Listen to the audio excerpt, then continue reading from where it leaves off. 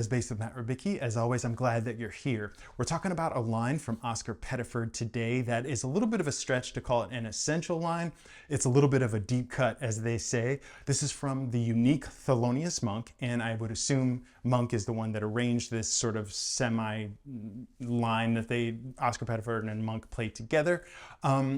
You will find pianists that know this arrangement, and so knowing it on the bass is nice to have in your back pocket to pull out a fun way to play Just You, Just Me. Or Monk's tune Evidence is based on Just You, Just Me, and I have tried at times to marry this bass line with the hits from Evidence, which can be a really fun challenge.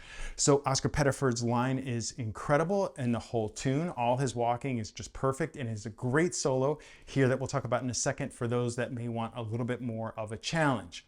This line itself is not terribly difficult, but it's a little bit quirky and so requires a second to think about. Essentially, it is just these first four measures of the A section, and it starts with a pickup. Starts on beat 4 from before. 1, 2, 3, 2, 3, 4, 1, 3, 4, 1. So I wanted to talk quickly about ways you could finger this, but I'm definitely I don't know that Monk did this, but for me, I find this way easier to finger the E, the C, B flat, B, F, and then again, we're going B flat to E natural. It's all here. If your hand can stay right here in this area of the neck, and I found that really a lot easier. The only sort of weird thing is this descending part of the line at the very end, where it's E natural, D, C, B. It's a whole tone, part of a whole tone scale. They're all a whole step away from each other. So you can either think about fingering it 4, 1, 4, 1, but then it goes down a half step. So you could do that. You can go. You can come across there if you feel comfortable. So you're still staying in that same part of the neck here.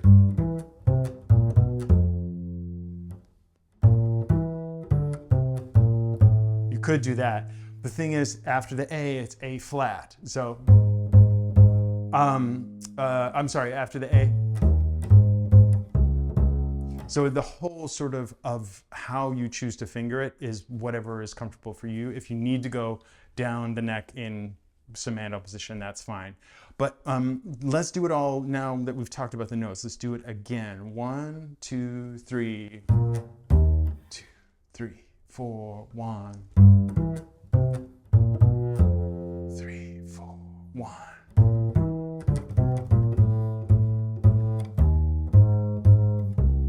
And there he's just completely just doing a normal walking line.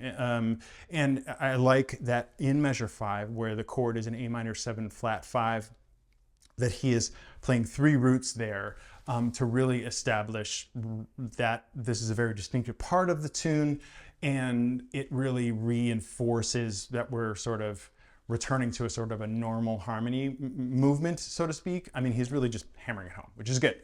So, and that repeats on every A. So doing a little faster, you may end up swallowing part of it or slurring part of it. So, there, you can slur from B to B, B flat to B natural. Or 1, 2, 1, whoops. Or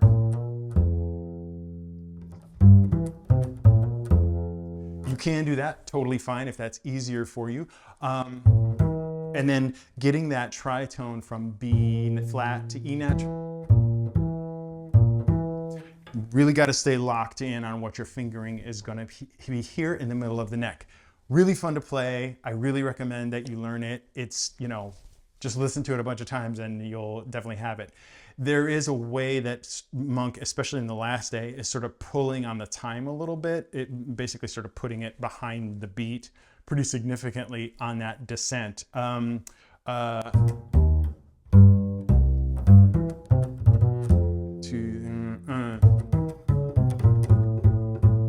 It's just, you know, it's really like dramatic. You can try to match that. I think that would be great.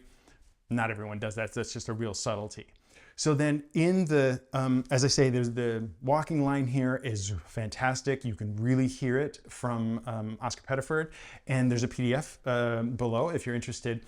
And also this solo is really like just bebop perfection in my eyes.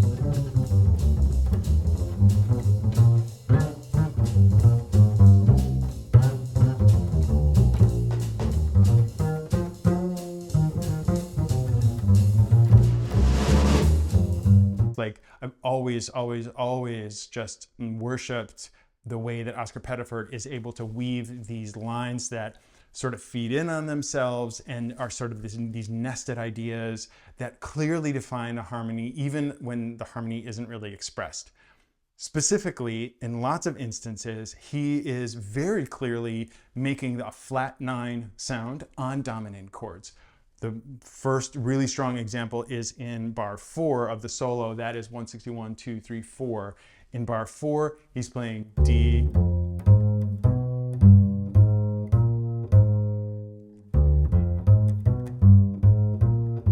So he's arpeggiating the B flat 7 to start. D, F is the 5th, A flat is the flat 7, and then he jumps to B natural or C flat is the flat 9. And okay, where's this going? But he quickly, with these next 4 eighth notes, so that's right from a B flat Mixolydian scale. So, I mean, and without, you know, Monk really accompanying him there at all. It happens in other instances as far as the dominant chords. I'm looking for that specific other one that I was thinking of. Oh, right, in 182, this line that took me like 10 tries to get. But if we go from 181, 1, 2, and 3, and 4, and that A flat is the flat 9 of G7. But then he goes D, G, so D, A flat, D, G, like completely gives you that sound of that flat 9 there. And tons of enclosures from half step above, half step below, combining whole step and half step above, below, and so on and so forth. Just really like the best stuff that, you know, the bebop phrasing and No Choice has to offer, never losing sight of the feeling and the harmony. And the feeling, listen, you know, it should, if it's not immediately obvious, which actually it wasn't to me at first when I first was checking this out 20 some years ago, how straight the eighth notes are. They're very, very straight. One and dot, dot, dot, dot, dot, dot, dot, dot, dot, dot, dot, dot, dot, you know. But what's interesting, and something I want to do a video about at some point in the near future, is where the articulations occur, where there is emphasis in the articulations, helps to maintain that sense of like a swinging or a bebop phrase. Which notes are slurred, which notes are really hammered, so to speak. I mean, Oscar Pettiford generally, for the most part, didn't play very hard. What's really impressive is that he played with one finger a lot, and this is very fast to play with one finger. I was not when I was trying to play along with it, but yeah, I mean, if you can play this with one finger and sort of be gentle with it, it can sound a lot more like Oscar Pettiford does. I also appreciate that he is including articulations that give this a lot of character. There are slides into very particular notes, which I have put in the notation. And you can also just listen and hear them, excuse me. And there's this kind of interesting slide up and down at the very end. Measure 189. So he's sliding up and back with one strike. Strike once and slide up and back. A kind of moan feeling in the midst of, and put up against all this sort of dense bebop language, this kind of stuff of putting these slides and having sort of blues phrases here and there or partial blues phrases is so nice for that contrast in the solo. And if you're looking at the note choices in the solo and you're not sort of, very accustomed to looking at sort of bebop language like this, it might seem like, what are all these random notes? But the trick for a lot of this stuff, and the trick to interpret it well, is to look for where the target notes are within the line. We've talked about target notes in walking lines all the time. Same idea here in what is the intention of these notes, sort of all this extraneous, seemingly extraneous stuff. For example, if we look in 174, actually, let's go back to 173. And here's 174.